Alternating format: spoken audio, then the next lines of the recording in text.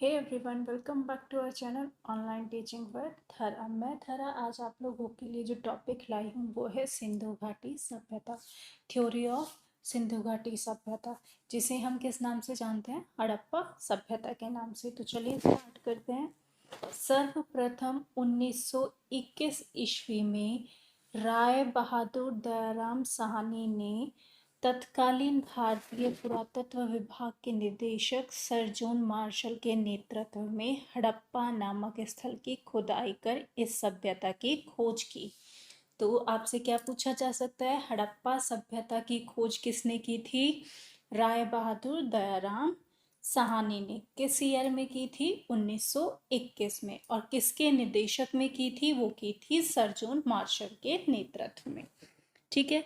Next is Harappa के पश्चात 1922 में राखा लदास बनर्जी ने मोहनजोदड़ो नामक स्थल की खोज की।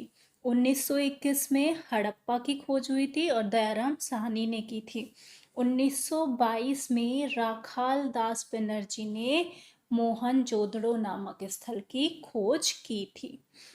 नेक्स्ट इज रेडियो कार्बन, जिसको हम C14 के नाम से जानते हैं, विश्लेषण पद्धति के द्वारा सिंधु सभ्यता की सर्वमान्य तिथि 2350 ईस्वी पूर्व से 1750 ईस्वी पूर्व मानी जाती है।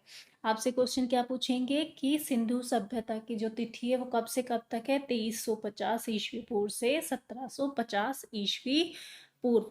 और किस पद्धति के द्वारा ये तिथि मानी गई है? तो मानी गई है रेडियो कार्बन पद्धति द्वारा।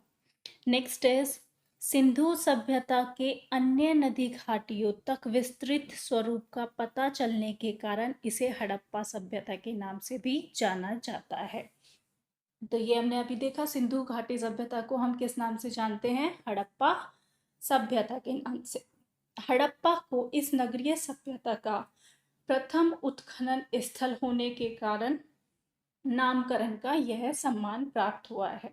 इसको हड़प्पा सभ्यता क्यों कहा जाता है? क्योंकि ये प्रथम उत्खनन स्थल था, इसलिए इसका नामकरण भी हड़प्पा के नाम पर कर दिया गया। नेक्स्ट इज भारत में सर्वाधिक सैंधव स्थल गुजरात में पाए गए हैं।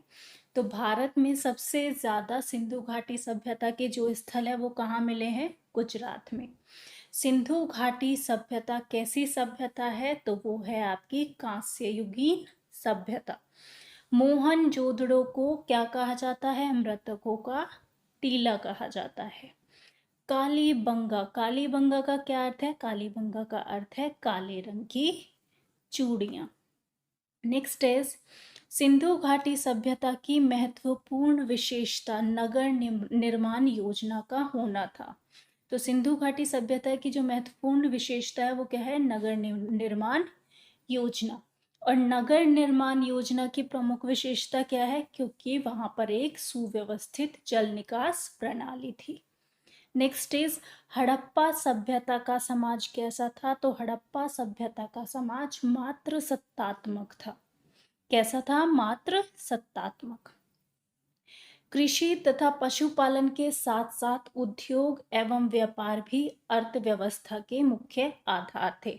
तो हड़प्पा सभ्यता में कृषि और पशुपालन के साथ साथ कौन कौन से थे? उद्योग और व्यापार भी अर्थव्यवस्था का मुख्य आधार था। हड़प्पा सभ्यता के आर्थिक जीवन का आधार जो था वो क्या था? कृषि था। विश्व में सर्वप्रथम यहीं के निवासियों ने कपास की खेती प्रारंभ की थी। तो कपास की खेती किसने प्रारंभ की थी? हड़प्पा वासियों ने। नेक्स्ट इज मेसोपोटामिया में कपास के लिए सिंधु शब्द का प्रयोग किया जाता है। तो मेसोपोटामिया में कपास को क्या कहते हैं? सिंधु। यूनानियों ने इसे सिंधन कहा, जो कि सिंधु का ही क्या है? यूनानी रूपांतरण। तो किसे कहा है सिंधन? यूनानियों ने कपास को। और मेसोपोटामिया वालों ने क्या कहा है? कपास को सिंधु। नेक्स्ट इज हड़प्पा सभ्यता में आंतरिक तथा विदेशी दोनों प्रकार का व्यापार होता था। आंतरिक और विदेशी दोनों प्रकार का व्यापार होता था। व्यापार किसके द्वारा होता था? व्यापार होता था वस्तु विनिमय के द्वारा।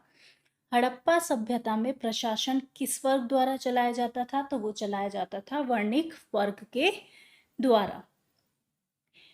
नेक्स्ट इज, इस सभ्यता में मात्र देवी की उपासना का प्रमुख स्थान था। तो इस सभ्यता में सबसे ज्यादा किसकी उपासना की जाती थी? तो वो थी मात्र देवी की।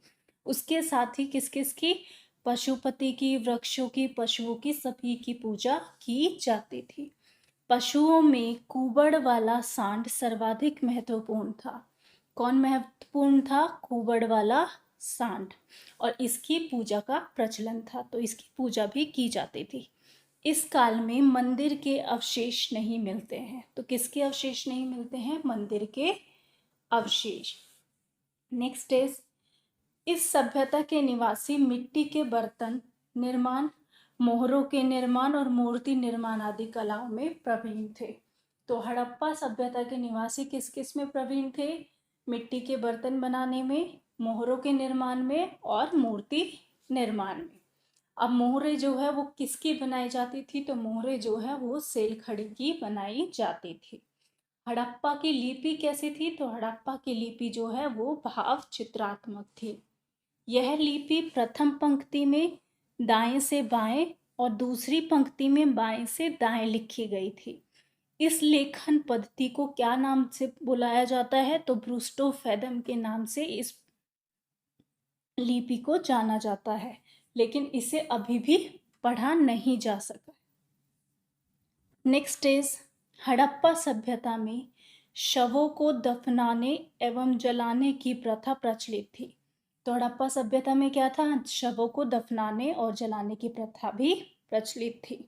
नेक्स्ट इज, मानव शास्त्रियों के अनुसार 4 जाति समूहों प्रोटो ऑस्ट्रेलॉइड, भूमध्य सागरीय, मंगोलियन एवं अल्पाइन द्वारा इस सभ्यता का निर्माण हुआ था।